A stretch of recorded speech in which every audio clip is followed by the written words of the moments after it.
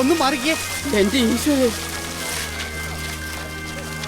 അയ്യോ, നടുപടിച്ചു വീണ വള്ളം ഇനി മത്സരിക്കാൻ കൊള്ളത്തില്ല പ്രസിഡന്റ്. ഇത് മത്സരിക്കാതിരിക്കാൻ വേണ്ടി മുട്ട് തട്ടി കളഞ്ഞതാ. ഒരു സംശയവും കുര്യച്ചൻ തന്നെ. അവനിപ്പോ ഈ കരക്കാരൻ മുഴുവൻ ശത്രുവാ.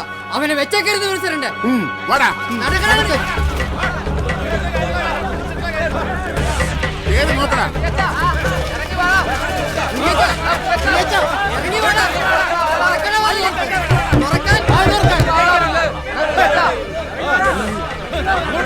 സ്ഥലം വിട്ടു പ്രസിഡന്റ്. വരുന്നടാ.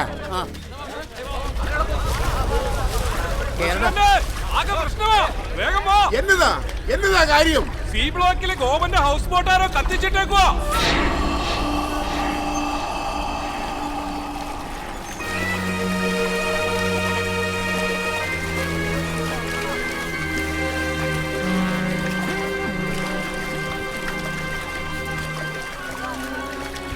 എങ്ങനെ സഹിക്കൂടെ ഗോപ? കൊലച്ചത് ചെയ്തു കളഞ്ഞല്ലോ അവൻ. ഇനി നമ്മൾ എങ്ങനെ ജീവിക്കും? കുരിയച്ച മുങ്ങി, ചക്കക്കൂട്ട് ഇറങ്ങുമെന്ന് അവനറിയാം. ഇനി ആലോചിച്ച് സമയം കളണ്ട മണിയാ. വാ സുഖു, വിജയ വാ.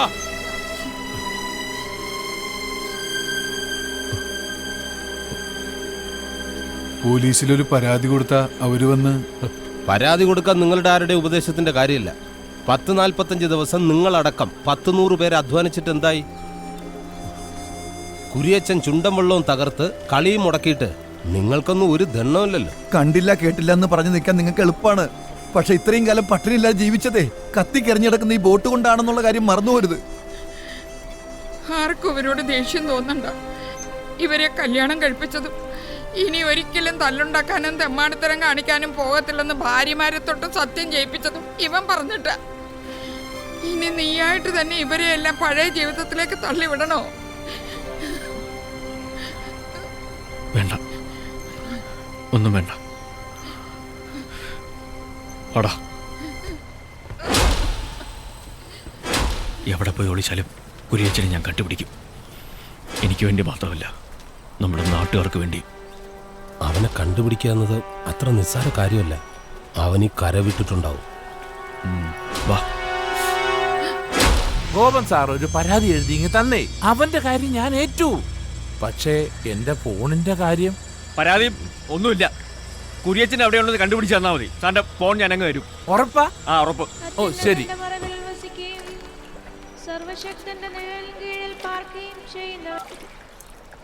ഹലോ, നീ ആധാരമില്ലാത്ത സ്ഥലത്തിന് കച്ചവടം തുടങ്ങി.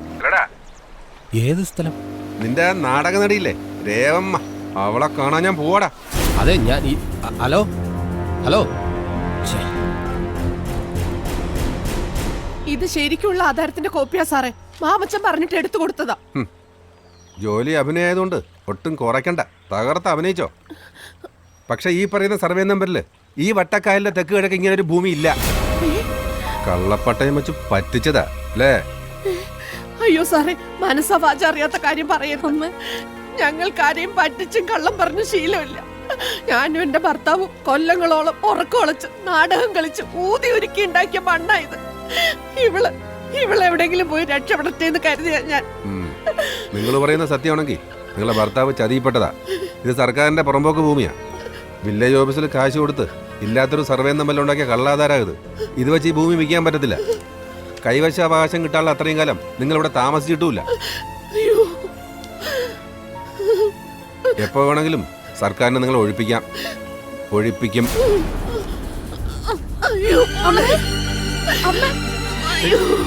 എന്താ?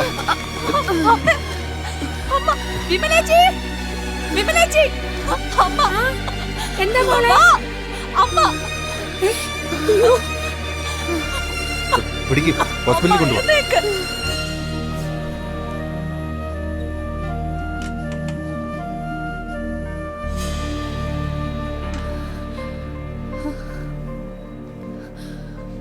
രേവമ്മ ക്രോണിക് ഹാർട്ട് പേഷ്യൻ്റ് ആയിരുന്നു. കാർഡിയക് അറസ്റ്റാണ്. ഇവിടെ എത്തുന്നതിന് മുമ്പേ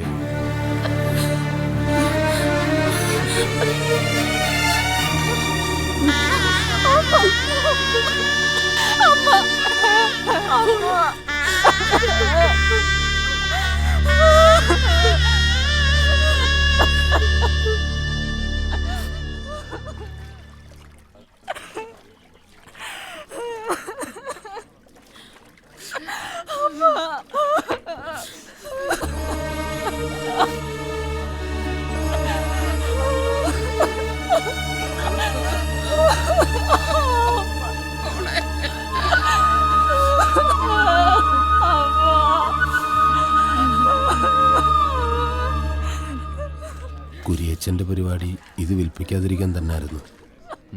രേഖകളിൽ എന്തെങ്കിലും കുഴപ്പം ചെയ്യാനായിരുന്നു വില്ലേജ് ഓഫീസിൽ ചെന്നത്. ഒന്നും വേണ്ടി വന്നില്ല. ഇത് പുറമ്പോക്ക് തന്നെ. കുരിയച്ചൻ ആഗ്രഹിച്ചതുപോലെ എല്ലാം നടന്നു. ആഗ്രഹിച്ച ഒന്നും നേടാൻ പറ്റാതെ രേവമ്മ പോയി.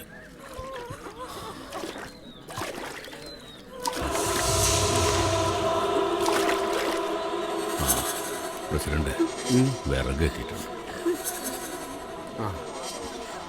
സുശീല, ആ തെക്കുവശം ഒന്ന് വൃത്തിയാക്കി എളുപ്പം.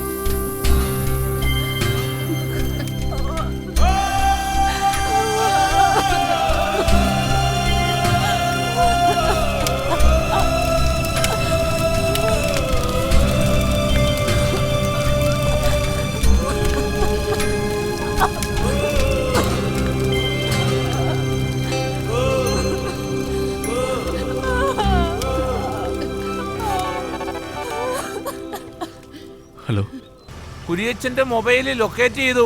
ആള് ചിത്രക്കായലിലുണ്ട്.